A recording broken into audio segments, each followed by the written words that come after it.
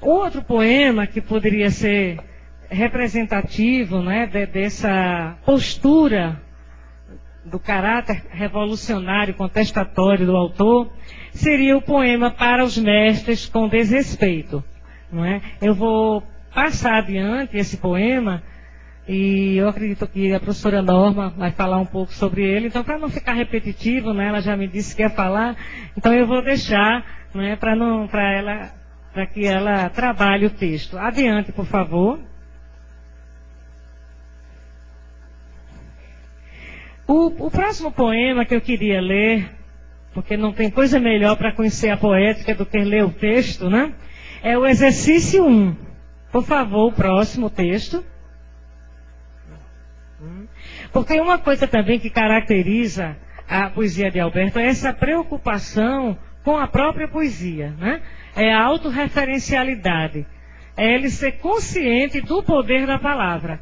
Então, em muitos poemas de Alberto, uns mostram-se positivos, otimistas em relação a este poder transformador da palavra. E parece que numa fase posterior, num momento posterior, não é, a poesia trabalha essa autorreferencialidade, não é, essa consciência do que é a poesia, mas de uma forma mais pessimista. E aí a gente vai ver que nesse poema, eu acho que ainda predomina uma visão mais otimista. Exercício 1. Quero o poema Terra a Terra, o poema raso, o poema vil, o poema vivo, o poema víbora, o poema fácil e fatal, louco e lindo, feito bem sobre o mal. Não é?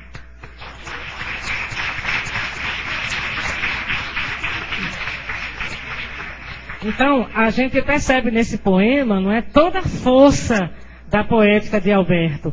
Alberto, ele gostaria, né, ele dizia para a gente, independente do que a gente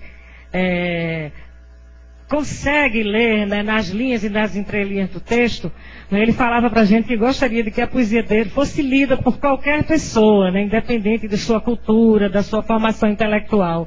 Né? Então ele dizia que a poesia teria que atingir todas as pessoas. Eu acho que esse poema diz muito disso, né? O poema raso, mas não um poema fraco, né? Um poema contundente, denunciador, revelador. Não é? O poema raso, mas o poema vil, o poema vivo, o poema víbora, o poema fácil e fatal. Não é? Então ele é um metapoema, não é? Que fala de uma proposta de poesia, que revela uma preocupação, uma consciência do que é a poesia, mas que também mostra para a gente, né, que a poesia deve ser lida por todos, né, indiferentemente de classe social, né, de status social, né, de formação intelectual, entre outras coisas. Bom, então, aí a seguir nós vamos caminhando, não é, para essa questão do